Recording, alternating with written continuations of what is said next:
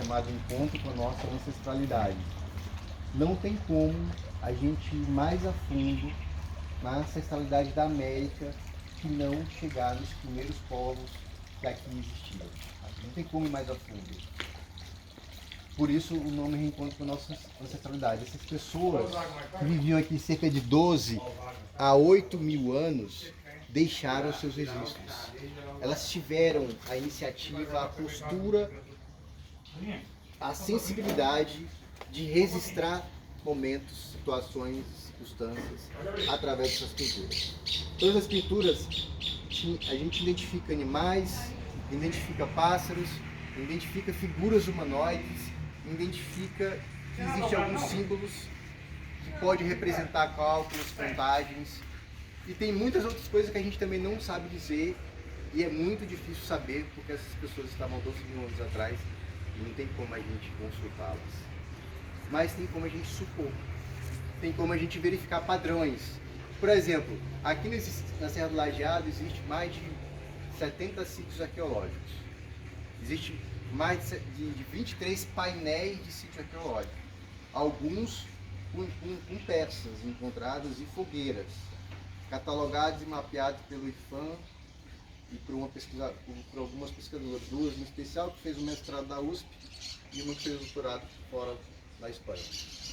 Então essas pesquisas vêm mostrando que havia uma intenção, né, de fazer essas pinturas. Elas não estão aí à toa. Né? Ela é uma memória, é a primeira memória que faz parte de uma sequência de memória que fez hoje a gente registrar. Então hoje a gente pinta, hoje a gente desenha, hoje a gente tira foto, mas esse ato de registrar, ele vem de um ato muito anterior, de um ato pré-histórico. E foram dessas pessoas, das primeiras pessoas. É uma herança do registro. Mas além da herança do registro, é uma herança do significado. Alguns animais a gente consegue identificar, e eles seguem um padrão. Alguns animais em algumas regiões, não é o caso daqui, porque não, mas em alguns outros lugares no Brasil, se identifica animais que naquela região não existe mais. Então esses registros, eles trazem elementos que, por exemplo, né, algumas figuras humanas, você tem, não é no caso dessa, mas no caso dessa aqui, você tem uma figura humana e tem uma representação fálica, no sentido de que essa questão da fertilidade, essa questão da produção, ela tinha um significado. Né? Por exemplo, tem uma peça chamada Vênus de Millendorf, uma peça de mais de 20 mil anos na Europa, que mostra a mulheres com seios e vulvas elevadas, no sentido assim, existe uma fertilidade. E quando a mulher tem uma fertilidade grande e ela tem vários filhos, eu consigo me proteger. Essas peças, essas pinturas eram feitas próximo de cavernas. Essas cavernas eram os abrigos. A gente não sabe se era um abrigo permanente ou era um abrigo de passagem. Provavelmente, como eles eram números de passagem. Tem um pesquisador chamado Altair Salles Barbosa, que é arqueólogo e antropólogo, que fala das características do cerrado, também que a gente hoje vai ver Mamona, Pequi, Buriti, hoje as características do cerrado são também determinadas pela movimentação humana que existia ali. Ele fala isso num estudo da biogeografia, de uma área da geografia. Bom, então os indígenas que hoje a gente tem aqui são os prováveis, né? São os prováveis ancestrais, esses são os ancestrais dos indígenas que havia aqui. Aí existe uma tese que talvez, uma suposição, pode ser o povo xerente, chavante, era o mesmo povo, fizeram os ancestrais deles, ou os craús, Apinagé e Gavião, Maranhão, que é o grupo Timbira. Mas isso ainda é difícil de chegar. Seriam experimentações de tentar buscar essa conexão. Porém, a gente, todos nós aqui, mesmo que tenhamos olhos claros, cabelo loiro, em geral, a gente também tem o sangue dos três povos que compõem a nossa genética: negro, indígena e branco. E se tem indígena, então a nossa ancestralidade mais longínqua, mais profunda, mais raiz se manifesta nessas pessoas. O que elas queriam passar? Por que elas registraram?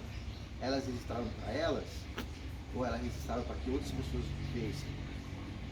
Então, quando a gente se conecta com isso, a gente também está se conectando com a nossa identidade brasileira de pertencimento a esse lugar. A gente nasceu aqui, a gente nasceu na África, na Europa e em outro lugar. Por que a gente nasceu aqui? Né?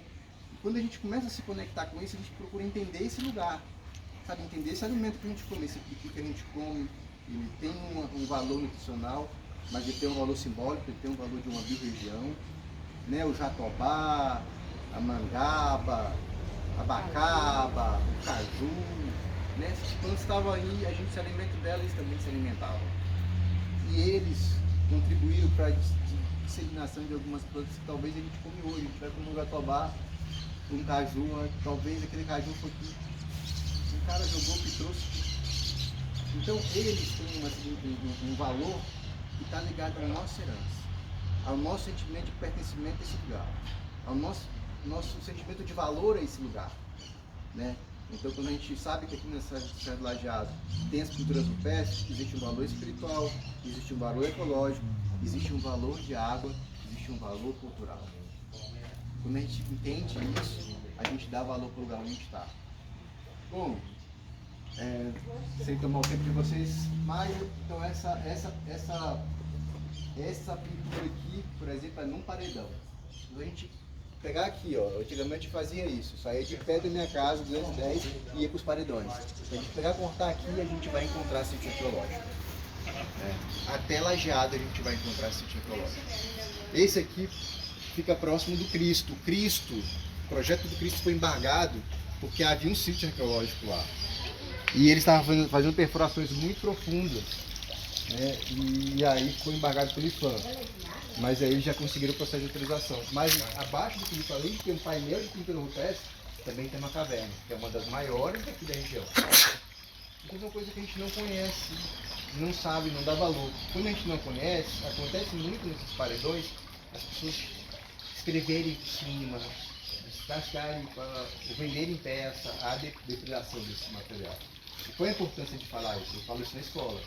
A importância não só de gente se encontrar com a nossa ancestralidade, no sentido de valor, isso aqui é nosso também.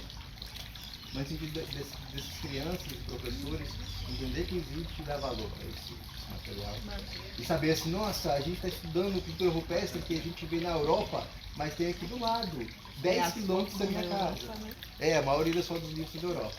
Então esse animal, por exemplo, aqui para mim, de estudo de suposição, por exemplo, aqui embaixo parece um tamanduá. E esse um chifre em cima, né, parece viado. Isso eu posso suposição, mas vocês também podem ter a sua interpretação.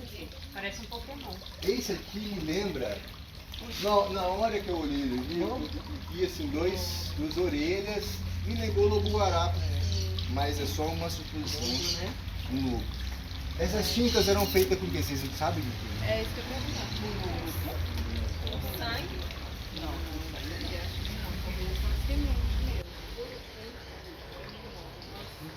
Então, algumas tintas em alguns lugares, na Europa e outros lugares, elas eram feitas com sangue de animal, o vermelho, e a gordura, porque quando você faz uma tinta existem duas coisas, o pigmento e o aglutinante. O pigmento que dá a cor, o aglutinante que segura.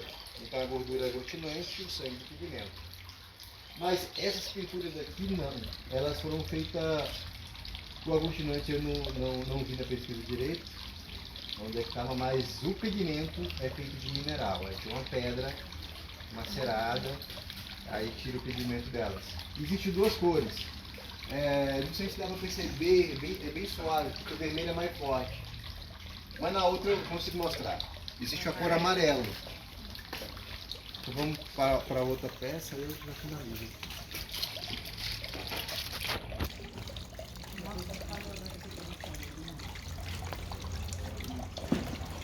Please. Come on, baby. Finalizando aqui. Pode chegar mais gente que é melhor para filmar. Tá quente aqui, ó. Não, mas você. Eu passo o dia. Então, dos sítios que tem aqui, dos 23 sítios que tem aqui na Serra, sabe a foto da Serra? que a serra, o topo da serra é mais ou menos 700 metros de altitude. O topo da serra a gente está em mais ou menos 200 metros, 200 e pouquinho de altitude. Então a gente tem uma elevação de 600 metros, mais ou menos. Esse sítio aqui é um dos únicos sítios de todos esses sítios que a autoridade foi preparado para receber turismo. E um dos maiores painéis de pinturas são 50 metros de muitas pinturas. Ele fica lajeado, tem o seu Pacamatário, ele vai acompanhar. Eu já fui nele, mas na época nem tinha esse cuidado, essa proteção. Ela estava nua mesmo e faz muitos anos isso, e a gente já percebia que já estava sendo sabe, quebrado, que alguns lugares descascados. Então, por exemplo, aqui tem algumas verificações da pintura que são naturais, de fundo, de infiltração, e tem outros que às vezes é uma lasca tirada. Com esse aqui fica em outro sítio. Agora esse aqui é desse aqui. A gente vê claramente as figuras humanas, dá pra ver. Às vezes a pessoa fica aqui criança, porque você vê uma figura humana maior e uma figura menor. Esse, pra mim, é claro, assim, você fica debaixo do clipe, também tem um sol. E essa é uma caverna. Eu deixo eu tirar essa caverna, ela não vai muito boa, eu confuso. Ela tem terra contra, nos lugares onde tem muitas cavernas com estalagmites e estalactites, são essas formações. Quando você se vela que vai perdendo ao longo do tempo, vai infiltrando, sabe quando a vela aí forma aquela polva que vai descendo ao longo de muitos anos de infiltração. E aí o pico dela forma uma outra. Eu deixei essa foto pra mim, eu tô quentinho, Aí eu deixei assim, na folha que eu fiz. E aí como eu estava falando do amarelo, aqui tem um amarelo, mas aqui, ó, aqui nessa outra foto, eu finalizo aqui.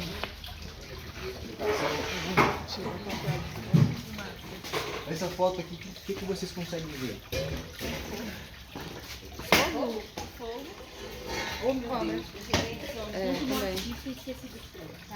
Então, essa foto aqui, quando a gente vê de lá,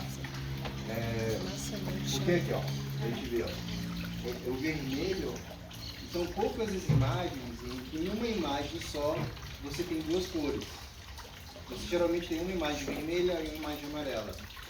E quando bate o sol que a gente consegue ver o amarelo. Mas essa aqui, elas estão juntas. Entre o vermelho tem o amarelo, tá vendo? E aí você vê uma fogueira ancestral, né? Por isso que ela ficou perto da fornalha. Bom, então, Enquanto que a fogueira é importante, né? Enquanto a fogueira é importante, foi determinante para a vida. Você faz o alimento, você esquenta. Então, resumo da ópera, esse era o projeto Encontro com Ancestralidade. E aí, se vocês querem fazer perguntas, não, eu agradeço. Fernando, já tem óculos 10 aí.